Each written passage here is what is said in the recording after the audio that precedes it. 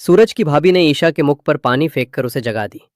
तभी ताई माँ ईशा से कहती है कि हमारे घर की बहुएं सुबह जल्दी उठकर अपने काम करने लगती हैं। फिर सूरज की भाभी ईशा को बाल्टी लेकर बाहर चलने को कहीं, जिसे सुनकर ईशा कहती है कि घर में क्या शौचालय नहीं है। तो कहती है कि महारानी जी, ये गरीबों का मोहल्ला है।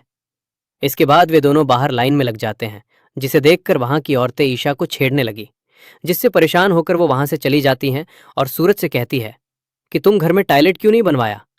लेकिन सूरज ईशा से कहता है कि ये गरीबों का मोहल्ला है, आपके आप यहाँ नहीं रह पाएगी, आप गुलाब हवेली चली जाइए। फिर वो चला गया। तभी ईशा एक कैफे में जाकर वहां के आदमी से कहती है, क्या मैं यहाँ का टॉयलेट यूज कर सकती हूँ। इधर गुलाब हवेली काव्या को आने में देर हो गया, जिस कारण गुस्से में आरव उसके ऊपर जूस फेंक देता है। तभी आरव की भाभी वहां आ गई तो काव्या से बोली कि तुम्हारे ऊपर ये जूस कैसे गिरा। तो काव्या बोली कि ये मेरी गलती से गिर गया। फिर वो आरव के पाँव की एक्सरसाइज कराने लगी। इधर ईशा कपड़े बदलने के लिए कमरे में आई। तभी सूरज की नींद खुल गई, जिसे देखकर उसने कहा, आपको इस प्रकार बाहर नहीं आना चाहिए। लेकिन ईशा सूरज को कमरे से बाहर जाने को बोली। फिर जैसे ही ईशा नीचे आई तो सभी लोग उसे देखने लगे और फिर उसने सूरज के पिताजी का पैर छुआ।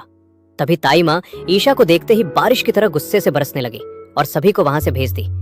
तभी ईशा की हाथों को देखते हुए बोली, तुम इस घर की बहू हो, अब तुम्हारा ये महल नहीं है। क्योंकि जब ताई माँ गुलाब हवेली में नौकर बनकर ईशा के नाखूनों की साफ कर रही थी तो गलती से उसकी अंगुली कट गई, जिसकी सजा में गुलाब सिंह ने उनकी अंगुली काट दी। जिस कारण गुस्से में ताई माँ ईशा से कहती है कि तुम्हारे नाखूनों को काटना पड़ेगा।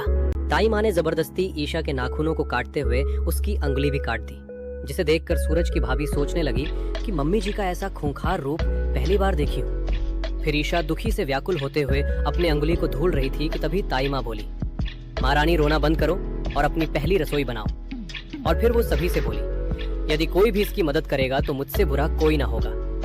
इसके बाद ईशा किचन में जाकर खाना बनाने के लिए जब उसने डब्बा खोलने लगी तो वो पूरा गिर के बिखर गया, जिससे ताई माँ ईशा के ऊपर फिर आग बबूला हो उठी।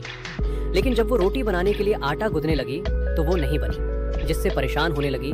तभी ये किचन में बिखरा देख ताई माँ मोनिका से सभी का हिसाब जुड़वाने लगी। तो ईशा ताई माँ से कहती है कि मुझे आटा गूंथना नहीं आता है, और वो पुनः ताई माँ के सामने कान पकड़कर बोली कि मुझे खाना बनाना नहीं आता, आप मुझे सिखा दीजिए खाना बनाना।